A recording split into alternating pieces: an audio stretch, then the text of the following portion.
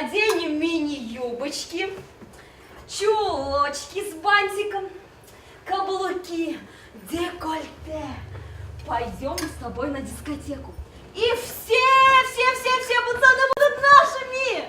Преддипломный спектакль студентов третьего курса театрального отделения Исибайского колледжа искусств обращен к самым трепетным нашим чувствам, самым болезненным точкам души.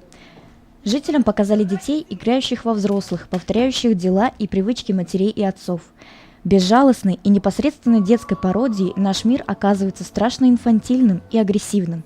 Вот главная причина нарастающей сегодня проблемы беспризорности и социального сиротства. Я исполняла роль Раи, это одна из 3 главных ролей.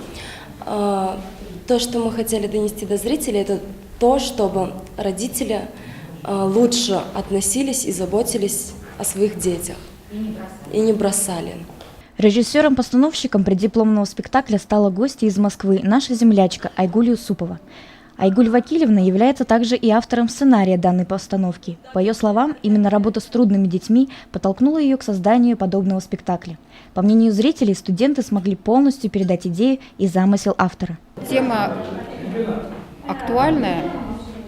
Я думаю, она во все времена актуальная. Тема и наркомании затрагивается, и вот это вот то, что они попали в жизнь в трудную ситуацию, то, что у них нет родителей, то, что они без рода, без племени.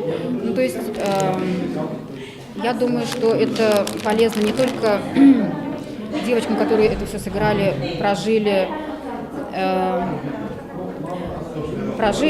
сыграли спектакль, и вообще вот для детей школьного возраста, постарше, да даже родителям полезно, мне кажется, смотреть. Можно сказать, что данная работа стала очередным серьезным экзаменом для студентов перед главным испытанием – дипломной работы, которую они прошли достойно. Евдокия Титаренко, Айгуль Хамитова, Радмир Исенгулов, Любовь Карпова, телекомпания СТВ.